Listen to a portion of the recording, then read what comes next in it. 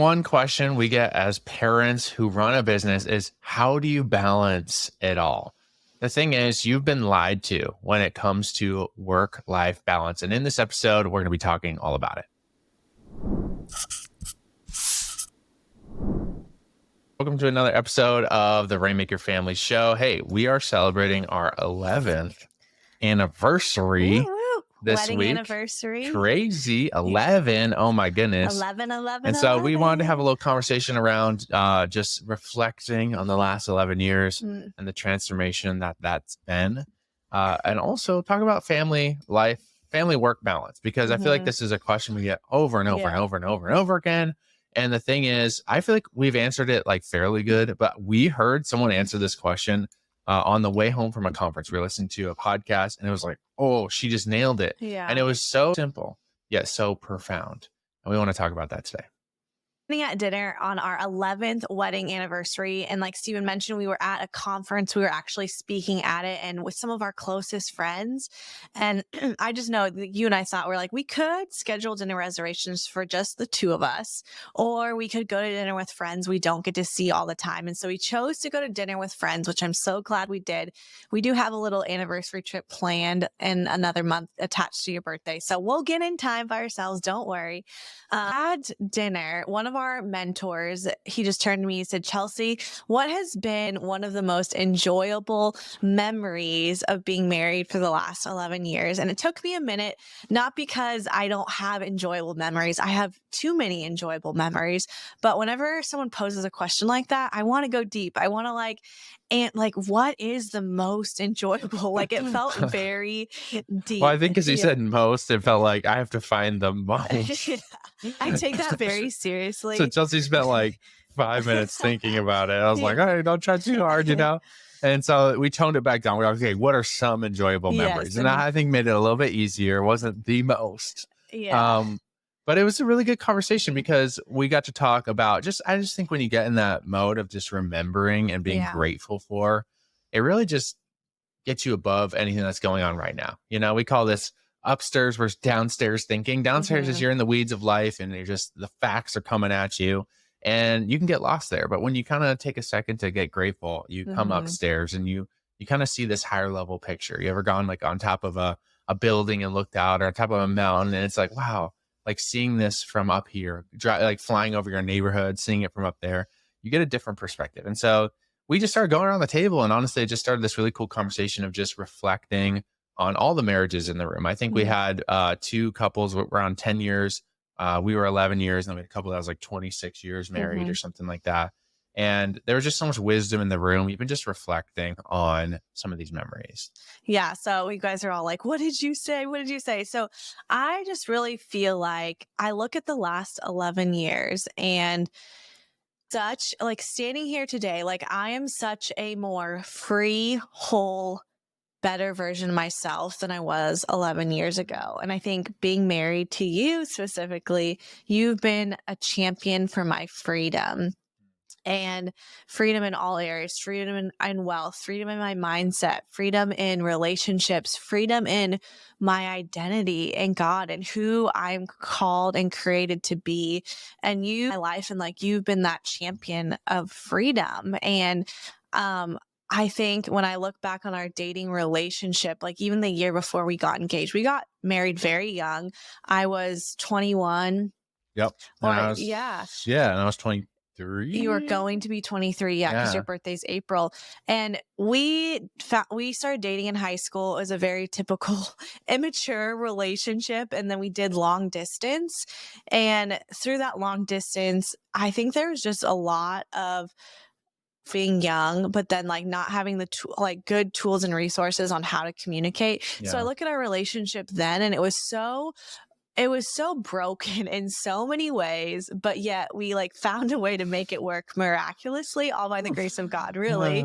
But we were so like, especially me, like the year before we got married, like I just had so much turmoil in my life and in my heart. It's just the way that I like thought about the world. And a lot of it was in my upbringing. And I love my parents and they did the best with what they had. But every relationship you come into marriage with like the good and the bad. And I think I had a lot of really limiting mindsets, a lot of fear, and honestly, like that almost broke us up multiple times because I was so negative. And I just remember being so frustrated with you that like you're just real, you're not realistic. Like I would say that all the time, like Mhm. you're not realistic about this situation. You're just in the clouds, in the weeds. And it's so funny because now we really pioneer, like there's a hopeful possibility. Like Yeah. anything is possible. And I can say that with so much authority because for so much of my life, like I lived in this place of everything is doom and gloom. Our business is going to fail. I felt that way so much in the beginning.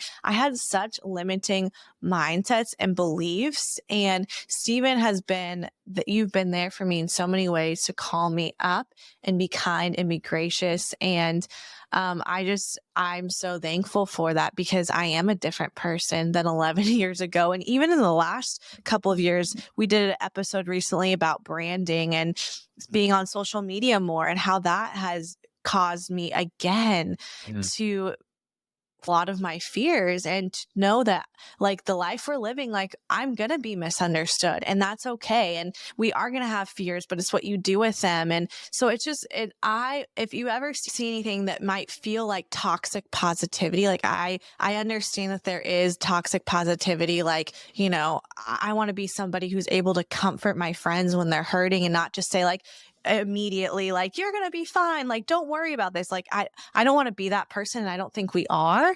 But at the same time, like I really do believe that if you have a goal, if you have a dream, if you have mentorship, if you have the resources, if you do the work, like the internal work and the external work, like you can have that dream. And my life is living proof of that. And so that's why I think we champion so hard for a hopeful future and for like leaning into those healthy mindsets because I've seen it in my life. And when I look at entrepreneurships and new entrepreneurs or even older entrepreneurs who have been doing it longer, you can see like where they're struggling is in like a mindset about themselves. And so I want to continue to have transformation. And that's probably been one of my favorite things about being married. So thanks for championing my freedom. I really appreciate it.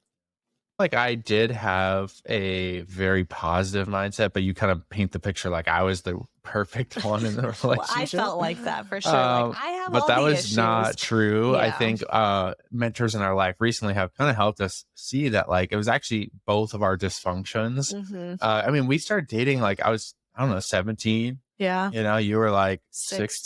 16. Yeah. Like there's a lot of stuff that you're figuring out. And so our dysfunction actually attracted each other.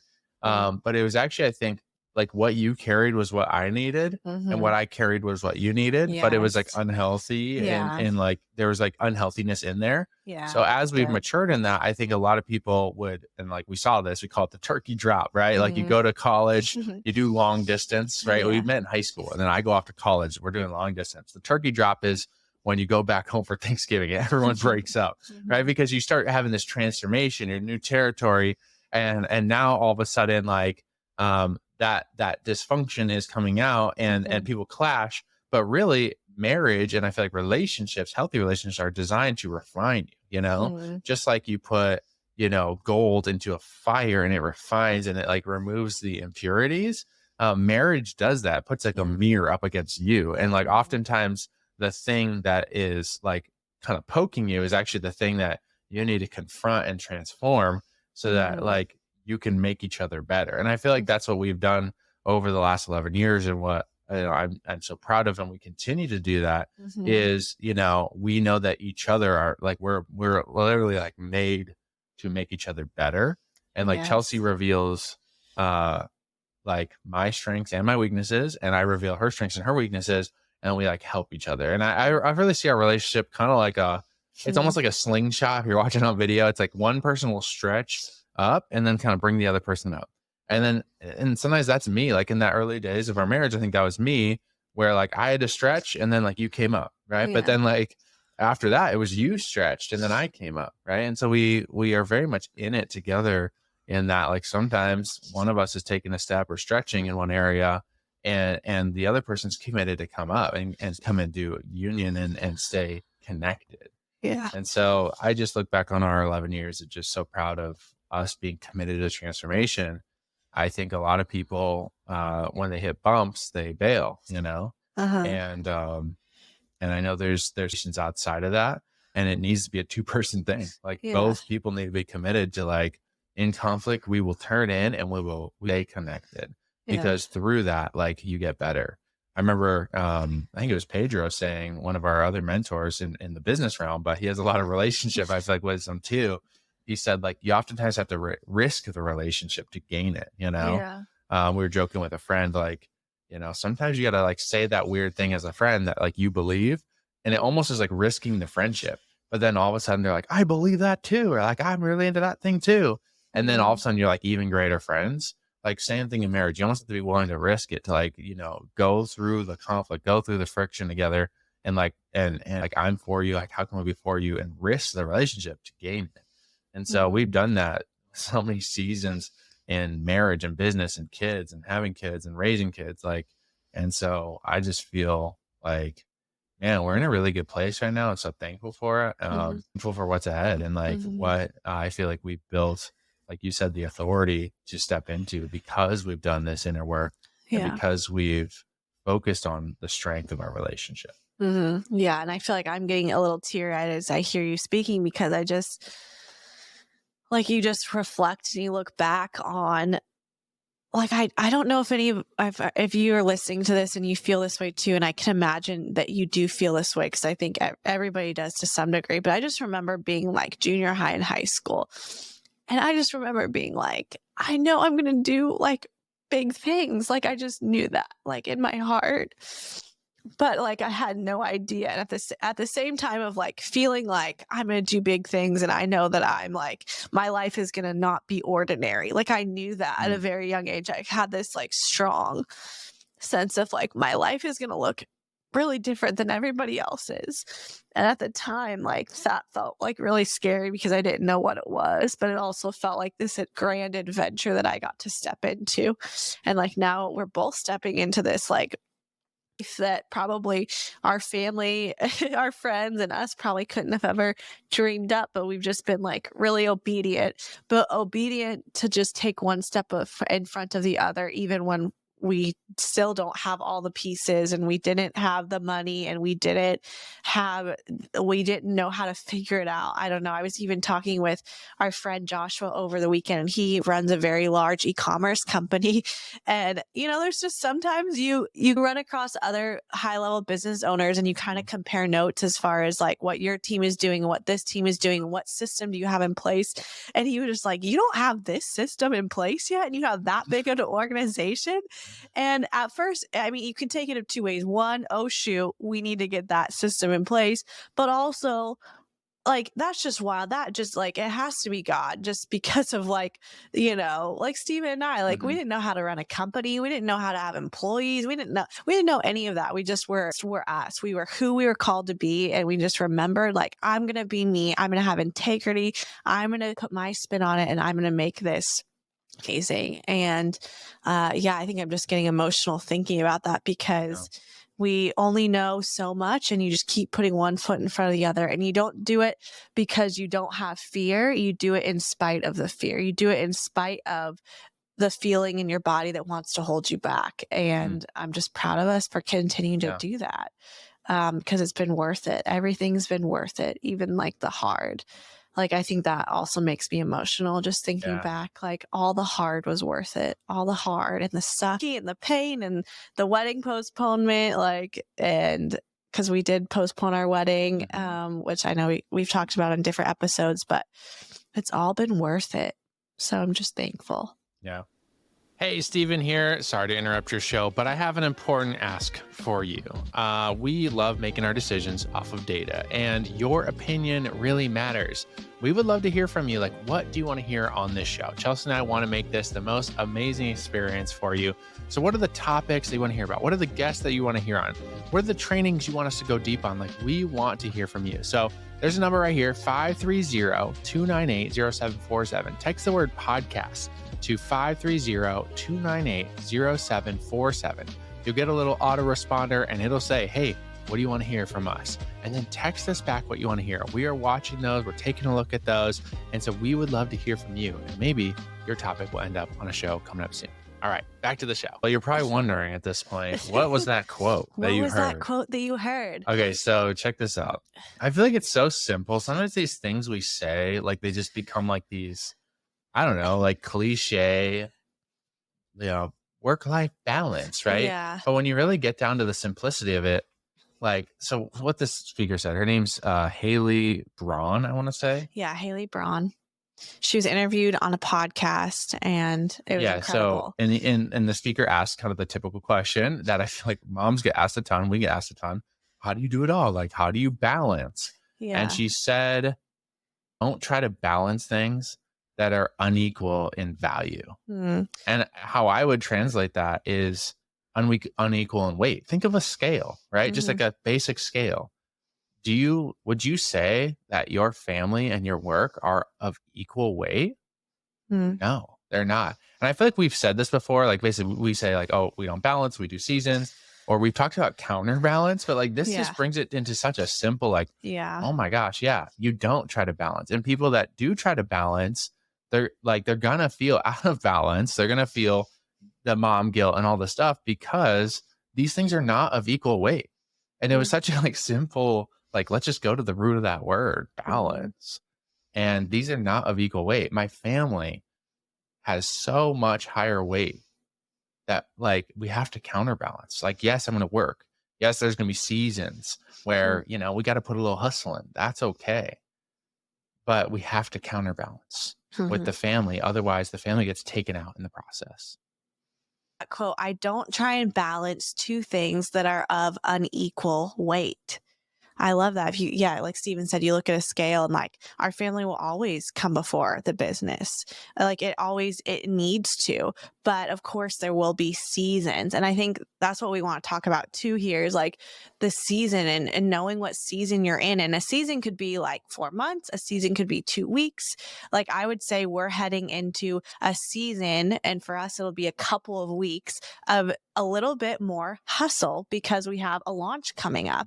And so we're putting more time and energy, and Stephen is working a little bit more. So I know that. So we're going to counterbalance and make sure that when you're off work or on the weekends, you are really intentional with the boys. Like we just went away for the weekend. We are gone for almost 3 full days.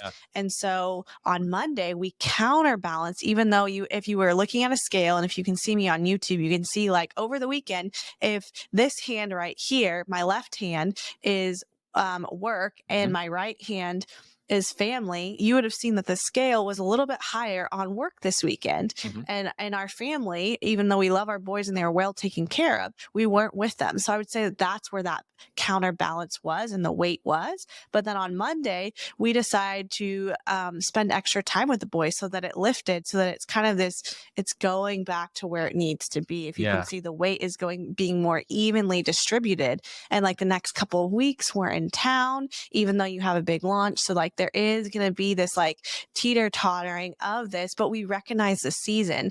And that's also why we do a family meeting every single Sunday, to be able to look and to visually see on our calendar, like if we're traveling for a few days, we really need to be intentional with the boys leading up and afterwards, and being intentional about commitments. And we've done this like really well. We've done this not so well. Like we just got back from an in-person retreat that we hosted for our Rainmaker mastermind, and we got sick there, and we didn't really plan for afterwards, for after rest and recovery, for after intentional time with the boys. And so I think that the scale wasn't as equally distributed as it should have been. Yeah.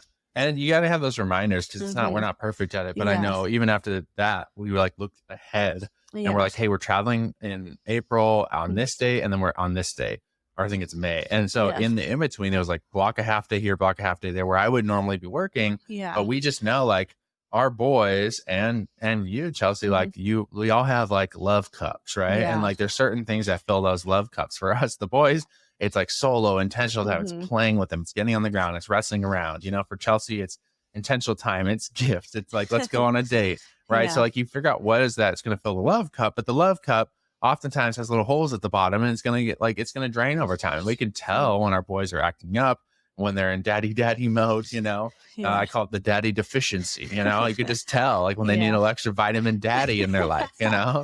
So like, you got to fill that love cup. And so if it like counterbalance is the solution, not trying to balance, but counterbalancing. And if I could speak to seasons a little bit, because I Mhm. think like this was wisdom a mentor gave us a very long time ago, is like seasons need to have an end in sight, Yeah. and if you're in a season like our buddy Joshua right now, he just reframed his whole entire team. He's got a C-suite that runs his company, and literally like he just rehired every single person. So he's working 80-hour weeks right now, right? Which is not uncommon in the entrepreneur space. But what will burn you out is having that like sight on that. Mhm. And so I was kind of encouraging him, because this is advice I was given to us, is like have an end in sight, Mhm. have an action plan to get to that end. Like I'm going to do this, this, and this. I'll be back down to 60 hours a week in 4 weeks, and Mhm. then back to 40 hours a week in the next 3 weeks, right? And communicate that with your family so Mhm. they know you're in a season. Otherwise, the spouse, the partner can feel like this is never ending, Mhm. and he's getting burned out over there, and my love cup is empty. And so like you communicate seasons, the better. And so I've been doing that even with Chelsea. We're going in this launch. It's like, hey, I'm going to be leaning Mhm. in a little heavier this week. And I want to make sure I'm really prioritizing the family time in there. But there might be a couple times where I have to lean a little heavier. So let's counterbalance after the launch. And the date is this time. And then we can counterbalance right after that with this. And Mm. so having an end in sight is a powerful thing, and having an action plan to get there. Okay, I have a question for you. I 100% agree. But I feel like there might be somebody listening who's going like, but Stephen, like I'm in a marriage or I'm in a Hmm. business partnership that's just been hard. And I know that relationships, like you go through ebbs and flows, and sometimes like you might recognize you're in a more dormant pruning winter season that's hard and it's more painful than it is super exciting and fulfilling. What would you tell that person who knows that they're in like a more winter, like pruning season that's been more painful, but maybe somebody isn't on the same page as them? It's just like, how do you sustain yourself when you know it's just been hard and you don't really know when the end date is going to be?